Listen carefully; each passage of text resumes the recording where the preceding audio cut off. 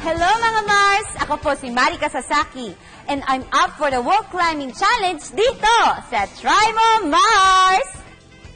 Nandito po ako ngayon sa Power Up Center for Climbing and Fitness kung saan susubukan ko mag-wall climbing. Imbis na maarawan ka sa labas, eh pwede mong itry ang indoor wall climbing. At guys, kinakabahan ako, no? Kasi first time ko ito. Pero sobrang excited na ako dahil nandito si Coach Hendrix kung saan tuturuan ako mag-wall climbing ngayon. I-welcome natin, mga kamars! Marika, welcome to Power Up. Maraming salamat po, Coach, kasi po first timer po ako. So, medyo kinakabahan po ako. Pero sobrang excited po akong matuto. Yeah. Ano po kaya yung masasabi niyo po sa akin? Okay lang po ba kahit first timer po na pumunta dito sa gym? Oo naman. Yun yung trabaho namin para encourage kayong bumalik and matry yung wall climbing. So, pag nagpunta kayo dito, we suggest na the best yung may kasama kang partner. Kasi, ano siya Teamwork po ba ito? Medyo. Kasi kailangan ng climber ng safety person na maghahawak ng rope. For today, I'll be that person for you. Yes, ang bongga ko talaga.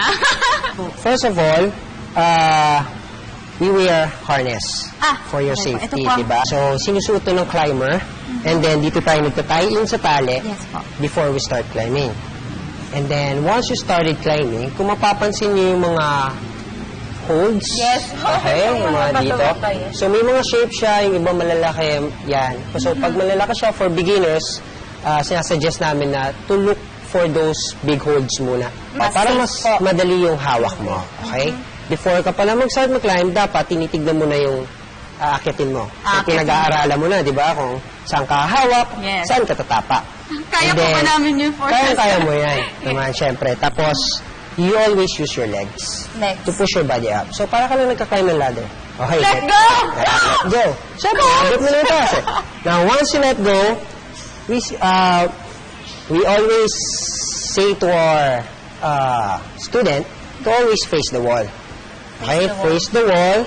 Don't turn your back against the wall. Bakit po, Coach? Para nakikita mo yung pader. Kasi pag tumalikod ka, pwede mo tugod-tugod sa mga holds, right? Now, if you're facing the wall, makikita mo yung, obviously, yung buong wall. Ayan, I'm ready, mga Mars! Let's do this! Legs. Tama ba ako? Yeah. Yay! Ang saya! Yan. Tama po. And then, use the toe of your shoes. Toe? Yan. Okay. Kasi nandiyan yung power ng paa mo. Okay po. Ay, hinihila niyo po, Coach, no? Yes. Wow, naramdaman ko po. Ito? Hindi, ito. Push with your leg. Nice one. Okay. Yes! Nice one daw, nakakatuwa. Hindi, ito. Ay, madulas to. Wait Nice lang. one. Ito. Yan. Ang saya! Then push with your right leg. Left foot up. Then grab the last hold. Yan. Yay! Hey. Mga Mars! Nakaya ko hanggang tuktok! Yan. Spider-Man.